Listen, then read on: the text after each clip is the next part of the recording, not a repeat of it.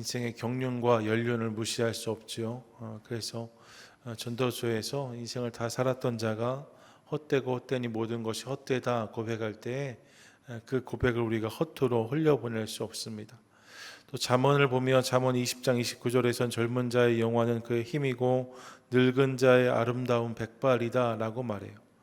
나이가 들었을 때 그 백발이 결코 흠이나 부끄러움이 아니라는 거죠. 오히려 잠언 16장 31절은 백발은 영화의 면류관이라고 말씀했습니다.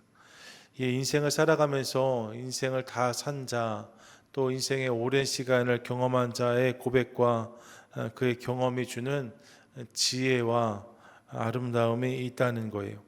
그런 맥락에서 인생의 막바지에 서 있는 야곱의 모습을 통해서 우리가 만날 수 있는 그의 지혜, 또 그에게서 발견하는 은혜가 있는 것을 깨닫습니다. 여러분, 이제 정말로 야곱의 시간이 다해갑니다. 누구보다 악착같이 인생을 살아왔던 야곱입니다. 하지만 그가 영원히 사는 것은 아니라는 사실을 깨닫습니다. 모든 인생엔 끝이 있죠. 그리고 믿음의 사람들은 그런 인생의 끝에서 영생이란 새로운 문이 열리는 것을 우리가 봅니다. 오늘 본문을 보시면 야곱이 애굽 땅 고센에서 17년을 거주하였다라고 말씀해요. 기근 2년 차에 저들이 들어갔는데 기근이 7년째였으니까 5년 동안 기근을 지났고 이후로 12년 동안 애굽에 더 머무른 다음에 오늘 본문의 시점이 서 있는 것을 확인합니다.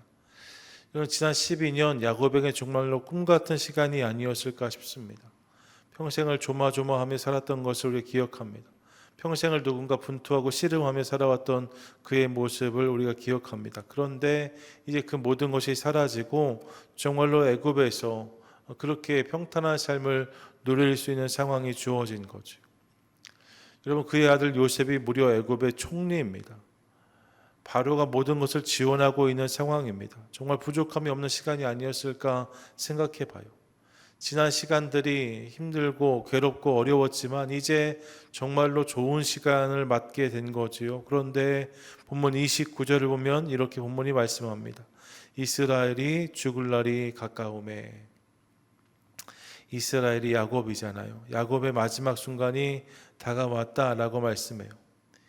이제 정말로 삶을 좀 누릴 수 있지 않을까 생각하는 자리인데 말입니다. 이제 고생 좀 덜하고 정말로 그가 행복할 수 있겠다 싶은 순간인데 그때 그에게 죽음이 다가왔다라고 말씀하고 있습니다.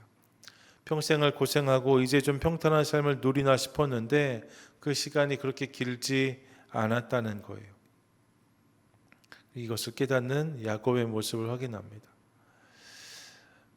죽음을 깨닫는 것, 그것이 야곱의 지혜이고 또 그렇게 죽음이 찾아오는 것, 이것이 인생이라는 사실을 깨닫습니다. 우리 주변에서도 보면 이제 좀 고생 안 하셔도 되겠다 싶을 때 갑작스럽게 병이 찾아와서 고생하고 심지어 세상을 떠나는 분들을 만날 때가 있습니다. 또 정말로 애쓰고 수고해서 이제 거두는 때가 된 것 같은데 열매를 볼 때가 되었는데 그 열매를 보지 못하고 인생을 마무리하시는 분들을 만날 때가 있어요. 참 아쉽고 또 아프지요. 이렇게 보내기에 남은 시간이 너무 많은 것 같은데 그럼에도 불구하고 예상하지 못했던 이별을 만나는 분들도 만날 때가 있습니다. 이로 인해 아파하고 후회하고 실망하는 모습들을 만날 때도 있어요. 여러분, 이런 모습이 우리 가운데 얼마든지 있을 수 있는 거죠. 그런데 여러분, 기억하십시오. 생각해보면 이것은 특별한 사람들만의 이야기가 아닙니다. 사실 누구나 경험할 수 있는 이야기이고 또 누구나 경험하는 현실입니다. 나는 예외다 할 수 없어요. 누구나 다 이 순간을 맞는 거죠. 누구도 예외가 아닙니다. 이별의 순간은 모든 인생에게 부지불식간에 찾아오는 순간이라고 할 수 있어요. 모두에게 이런 시간이 찾아온다는 거죠. 그래서 성경은 끝을 아는 것이 지혜라고 말씀합니다. 끝을 아는 것이 지혜라는 거예요. 여기서 끝을 안다는 것은 단순히 내가 언제 어떻게 갈지를 안다는 것을 의미하는 것이 아닙니다. 내가 언제 어떻게 갈지는 오직 하나님만 아시는 거죠. 사실 우리는 모르는 겁니다. 그럼 우리에게 있어서 끝을 안다는 것은 어떤 의미인가? 마지막이 있음을 인식하며 살아간다는 의미일 거예요. 여러분, 내가 영원히 사는 것이 아니고 끝이 없는 인생을 사는 것이 아니라 언젠가 나에게도 이별의 순간이 찾아온다는 것을 인식하며 그 마지막 앞에 살아가는 것, 그것이 인생의 지혜이고 모습이라는 거죠. 야곱에게 이 지혜가 있었음을 깨닫습니다. 저가 이제 죽을 날이 다가오매 마지막을 준비하고 있는 그의 모습을 확인하는 거잖아요. 이것이 야곱을 통해서, 백발의 야곱을 통해서 만나는 첫 번째 지혜입니다. 인생의 끝이 있음을 아는 것 말입니다. 여러분, 전 저와 여러분 우리 모두에게도 같은 지혜가 있게 되기를 간절히 소망합니다. 우리 오늘 이 땅을 살아가고 있는데 여러분, 이렇게 영원히 살 수 없습니다. 언젠가 주님 부르시면 우리 삶에도 끝이 있고 마지막이 있고 이별의 순간이 있습니다. 그리고 그 다음 스테이지로 우리가 나아가게 되는 거죠. 이 사실을 기억하며 우리 인생에 찾아올 그 마지막 시간을 기억하며 날마다 인생의 옷깃을 여미는 저와 여러분 우리 모두가 되시기를 축복합니다. 아멘. 마지막을 아는 것, 이것이 야곱의 첫 번째 지혜였다면 이제 이어지는 본문을 통해 우리는 야곱에게 있었던 두 번째 지혜도 또한 확인합니다. 자, 본문을 보세요. 죽음을 직감한 야곱이 요셉을 찾습니다. 29절이죠. 이스라엘이 죽을 날이 가까움에 그의 아들 요셉을 불러 그에게 이르되 라고 물습니다. 말씀합니다. 이제 인생의 막바지에 다다랐는데 요셉을 불렀다는 거예요. 여러분, 애굽의 총리를 부른 겁니다. 왜 불렀을까요? 생각해보면 야곱이 요셉에게 부탁할 만한 것들은 생각보다 많았을 수 있습니다. 몸이 좀 쇠하였으니 좋은 음식 좀 구해달라고 말할 수도 있어요. 좋은 약을 좀 찾아달라고 말했을지도 모릅니다. 좋은 의사 없냐? 이렇게 말할 수도 있지 않았겠습니까? 여러분, 이런 것들 상상해 볼 수 있습니다. 삶에 대한 애착이 누구보다 강했던 야곱의 모습을 기억한다면 얼마든지 그런 것 요구할 수 있었을 것 같습니다. 진시황도 불로 쫓아왔던 이야기 우리가 다 알고 있잖아요. 인생의 죽음을 두려워한 사람들이 그 죽음을 연장하기 위해서, 보다 인생을 연명하기 위해 찾았던 여러 가지 것들이 있습니다. 야곱도 그런 것들을 애굽의 총리인 아들에게 구할 수 있었을 거예요. 하지만 야곱은 오늘 본문을 보시면 그런 것들을 요구하지 않습니다. 좋은 약, 좋은 의사, 좋은 음식, 내 생명을 연장할 수 있는 방법들을 요셉에게 요구하지 않아요. 대신 그가 요구하는 것은 따로 있습니다. 본문을 보시면 자신의 허벅지 아래 손을 놓고 맹세하라고 말하고 31절에서도 거듭해서 맹세하라고 아들에게 요구하는데 그 내용이 무엇인가? 본문 29절과 30절인데 29절 30절 같이 한번 읽겠습니다. 시작.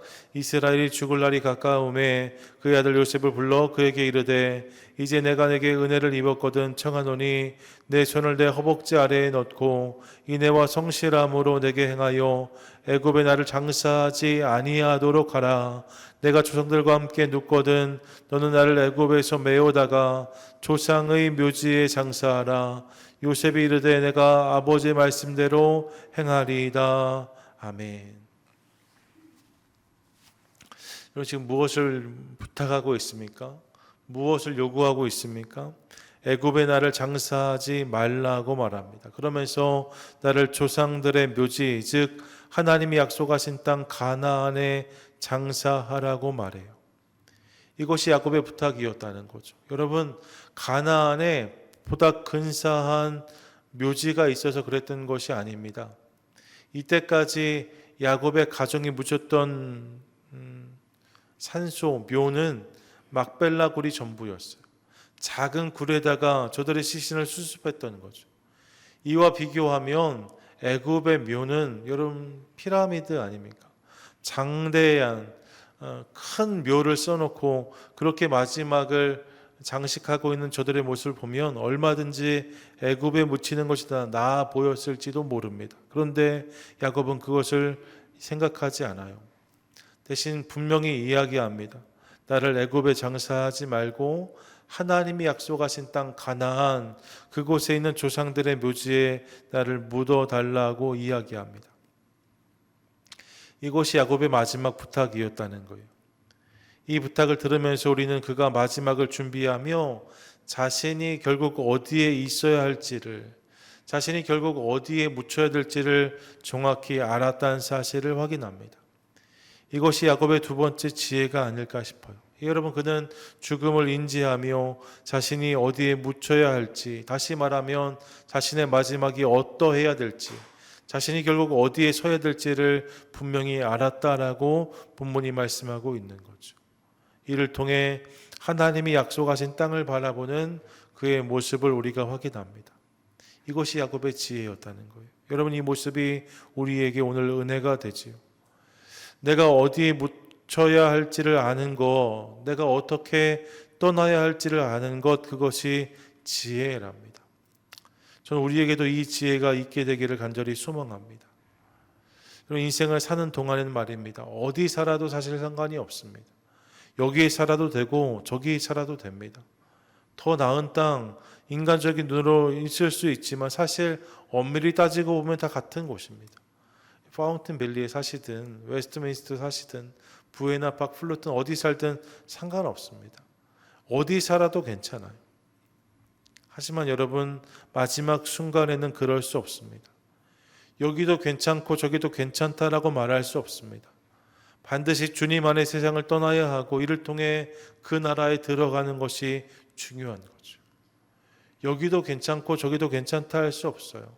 천국도 좋고 지옥도 좋다 이렇게 말할 수 없단 말입니다. 반드시 그 나라에 들어가는 것, 이것이 은혜입니다. 그렇게 여러분, 야곱이 그랬던 것처럼 우리도 마지막에 묻혀야 할 곳이 어딘지를 분명히 알고 그곳에 소망을 두는 우리 모두가 될 수 있기를 간절히 소망합니다. 마지막을 준비하며 나를 천국에 들어가게 해달라. 내가 결국 천국에 들어가기를 원한다. 내가 그 나라에서 영원히 살기를 원합니다라는 고백이 우리 가운데 있는 것, 이것이 중요하다는 거죠. 이것을 통하여서 더 큰 믿음을 붙잡고 하나님 나라를 소망하는 인생을 살아가기 시작할 때 주님께서 우리 삶 가운데 그런 결국과 은혜를 허락해 주실 줄 믿습니다. 여러분, 어디에서 사는지보다 어디에서 죽는지, 어디에 묻히는지가 훨씬 중요하답니다. 이 사실을 기억하며 하나님, 나의 결국이 주님 안에 있는 것 되게 해주시옵소서. 함께 기도하며 나아가는 저와 여러분 우리 모두가 되시기를 축복합니다. 아멘. 끝으로 야곱이 보여주는 세 번째 지혜가 있죠. 백발의 야곱이 보여주는 세 번째 지혜, 그것은 끝을 알므로 이제 저가 무엇을 해야 할지를 분명히 알았다는 것을 우리 가운데 보여주고 있는 거예요. 이것이 야곱의 세 번째 지혜입니다. 여러분, 자신의 마지막을 인지하며 어디에 묻혀야 될지를 알았던 야곱 말입니다. 그리고 이어지는 본문을 보시면 오늘 본문 후반부와 또 창세기 48장 49장에서는 야곱이 그의 아들들 또 요셉의 아들들을 불러서 저들을 축복하는 모습을 우리 가운데 보여주고 있습니다. 오늘 본문의 마지막에서도 하나님을 경배했다 고백하고 이제 이어지는 본문들 속에서 하나님의 이름으로 저들을 축복하고 또 저들을 격려하고 있는 모습을 확인하게 되어지는 거예요. 아들들에게 복을 빌어주는 이야기, 여러분, 막연한 바람이 아니었답니다. 하나님의 이름으로 저들의 삶 가운데 일어날 일들을 진심으로 구하고 또 기도하는 저의 모습을 확인합니다. 인생의 마지막 자리에서 그 일을 감당하고 있는 야곱을 보는 거예요. 그런 야곱을 보면서 그가 자신의 끝을 알았기 때문에 이제 남은 시간 해야 할 일을 분명히 했다는 사실을 깨달을 수 있습니다. 여러분, 자신이 마지막에 다가왔다는 것을 알면서 이제 남겨진 시간 내가 해야 될 일이 무엇인지를 그가 분명히 알았고 그 일을 감당하고 있는 야곱을 보는 거죠. 이것이 인생의 지혜라는 사실을 깨닫습니다. 마지막을 알므로 내가 오늘 해야 될 일을 분명히 깨닫는 것, 그것이 지혜라는 거예요. 버킷리스트라는 말 많이 들어보셨을 것입니다. 요즘엔 워낙 대중에게 알려진 일반적인 단어가 되었는데 사실 이 버킷리스트라는 말이 대중에게 많이 알려진 것은 동명의 영화 때문이었습니다. 2000년, 2007년인가요? 모건 프리먼하고 잭 니콜슨이 나왔던 영화 버킷리스트를 보면 서로 다른 인생을 살았어요. 한 사람은 억만장자이고 한 사람은 노동자의 삶을 살았는데, 그렇게 두 사람이 인생의 막바지에 시한부 판정을 받고 이제 그 둘이 우연히 만나서 남은 시간 동안 꼭 하고 싶은 일들을 리스트로 정하고 그 일을 이뤄가는 모습을 보여준 영화가 버킷리스트라고 할 수 있습니다. 그럼 저들의 인생의 마무리를 확인하게 되어지는 거죠. 시한부 인생의 끝을 바라보면서 해야 될 일들을 정리하고 그 일을 이루어가는 이야기, 버킷리스트라는 거예요. 여러분, 끝을 알면 오늘 해야 할 일이 분명해집니다. 버킷리스트는 내가 이 땅에서 영원히 살아갈 것처럼 생각하는 사람들이 내가 이것도 해보고 저것도 해봐야지를 말하는 게 아니에요. 그게 아니라 인생의 끝을 분명히 인지한 사람들이 이제 그 시간 동안에 어떤 의미 있는 일, 어떤 중요한 일들을 내 삶 가운데 채울까를 고민하면서 꼭 해야 될 일들, 반드시 해야 될 일들을 정리할 리스트가 버킷리스트인 거죠. 여러분, 끝을 알면 오늘 내가 해야 될 일이 분명해집니다. 그래서 사도 바울은 이렇게 고백했어요. 빌립보서 3장 12절부터 14절까지 보니까 이렇게 말씀합니다. 내가 이미 얻었다 함도 아니요 온전히 이루었다 함도 아니라 오직 내가 그리스도 예수께 잡힌 바 된 그것을 잡으려고 달려가노라. 형제들아, 나는 아직 내가 잡은 줄로 여기지 아니하고 오직 한 일, 즉 뒤에 있는 것은 잊어버리고 앞에 있는 것을 잡으려고 표대를 향하여 그리스도 예수 안에서 하나님 위에서 부르신 부름의 상을 위하여 달려가노라 라고 말씀합니다. 주님께서 부르신 부르심의 상이 있기 때문에 그날을 기억하며 내 오늘을 그 일을 위한 경주로 삼았다 고백하고 있는 거죠. 하나님께서 나를 부르실 날이 있다. 그날 내가 받을 상급이 있다. 이 사실을 기억하며 오늘 내 삶의 모습과 자세, 태도를 결정했다는 거예요. 여러분, 전 이것이 지혜이고 은혜라고 믿습니다. 그리고 그렇게 저와 여러분 우리 가운데도 이 모습이 있게 되기를 간절히 소망합니다. 우리도 영원히 사는 게 아니에요. 그렇기 때문에 우리도 오늘 질문해야 됩니다. 영원하신 하나님 앞에서 오늘 우리는 무엇을 이루고 무엇을 남기고 무엇을 전할 것인가?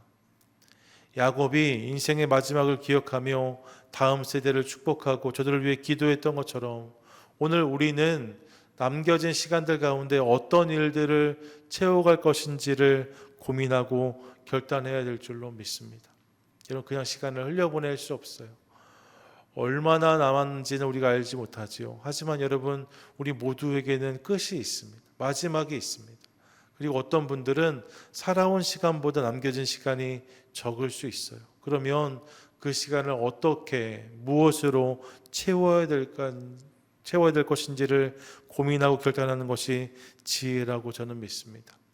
그런 맥락에서 야곱의 모습을 기억하며 하나님 안에서 의미 있는 일을 붙드는, 또 결단하는 저와 여러분 우리 모두가 될 수 있기를 간절히 소망합니다.